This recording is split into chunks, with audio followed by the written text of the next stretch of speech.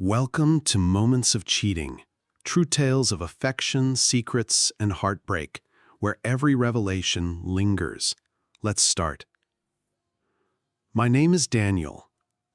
The click of a door unlocking at 3 a.m. ought to have brought comfort when it was my partner coming home from where she claimed to be.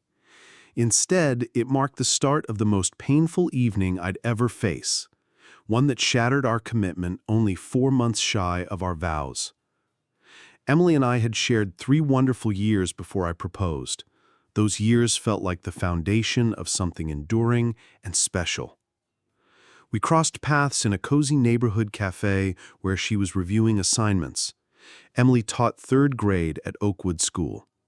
I admired her neatly arranged notebook, and that simple exchange blossomed into a bond I believed would last a lifetime. Our days together held all the promise of a strong tomorrow. We aligned on values about home, careers, and the world we hoped to shape as a pair. Emily was vibrant, kind-hearted, and her joyful chuckle could brighten my toughest moments. I managed teams for a local building company, overseeing home projects throughout the city. The irregular shifts and hard labor had strained prior connections, yet Emily grasped the demands in a way others hadn't. She never grumbled about my late nights or sudden weekend calls. She'd prepare meals for me, send uplifting notes during challenging tasks, and truly cared about my daily triumphs and trials. When I asked for her hand on our 3rd anniversary, right back at that cafe where it all began, her emotional acceptance seemed like fate sealing our path. We chose a date the next spring, distant enough for thoughtful preparations, but close enough to not delay our shared journey. The time leading up felt like a dream.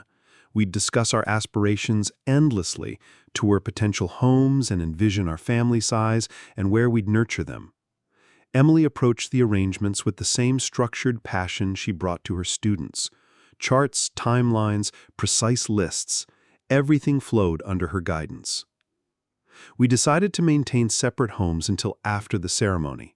Her small cottage in the Brookside area fit her independent routine and was near her workplace, while my unit in the city center suited my job sites.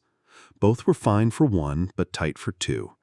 This setup helped us budget wisely, saving for the event and a bigger place we'd share later. Hunting for that home became our favorite joint adventure. We visited houses with extra rooms, ample parking, and welcoming communities, dreaming of how we'd expand, personalize, and one day fill them with laughter. It was delightful to voice those visions, picturing the everyday joys of our life ahead. Our pattern was weekends alternating between our spots. It balanced closeness with personal space before uniting fully. It served us well initially, but about 4 months from the big day, Emily started shifting. The changes were slight at first. She'd skip nights at my place, mentioning heavy workloads or event prep fatigue. It seemed fair knowing how draining coordination could be, but soon she canceled more gatherings, blaming sudden school duties. Emily was committed to her role, so I overlooked it early. Yet the trend grew obvious. She no longer adjusted to make time for us as before. Duties became reasons to pull away. When I suggested assisting, she declined, saying she needed to handle it solo. Her messages, once warm and frequent, turned sparse, brief, and distant. Calls shortened to essentials, lacking our usual warmth. I sensed she was drifting from the person I planned to wed. Confronting her, she waved off worries, calling it a temporary phase. But her online posts showed otherwise. She attended gatherings she never shared with me. Mentioning them, she'd dismiss as professional meetups or spur-of-the-moment friend outings. The tipping point hit one Friday evening, roughly 3 months out. I wrapped up early and planned a surprise with food from her top spot. Arriving at her home around 7 p.m., it was empty, lights off. I entered with my key and phoned, assuming she'd return soon. She picked up, out of breath with lively sounds around. She said she'd dashed to a nearby town for a family health issue with her relative. It rang true. Such things occur. I expressed support and hoped for the best. She appreciated it, unsure of her return, but promising news.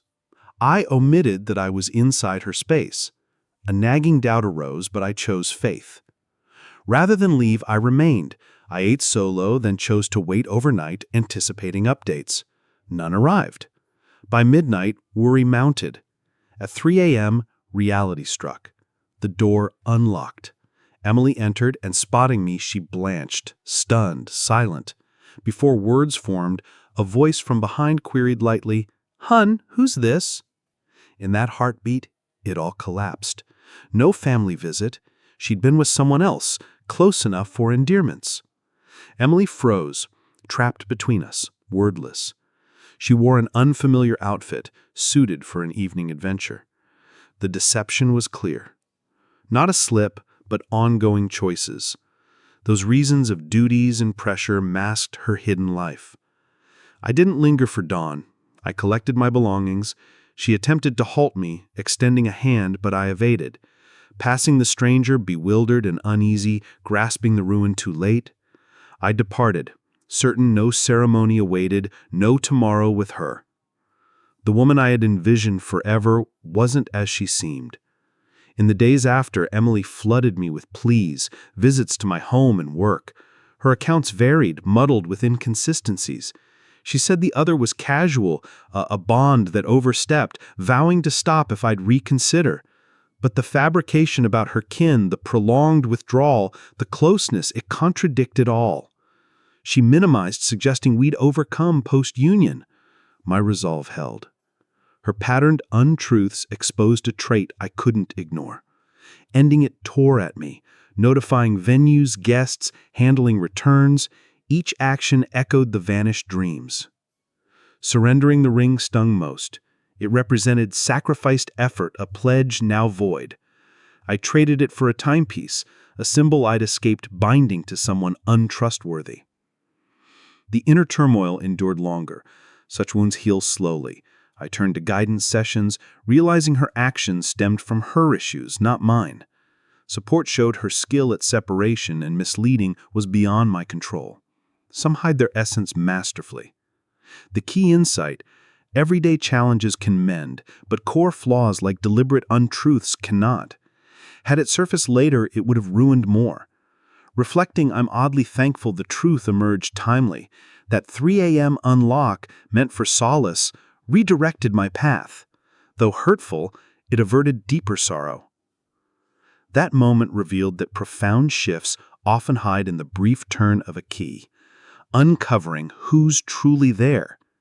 Emily wasn't as I knew her, and as crushing as that was, it prevented my gravest error.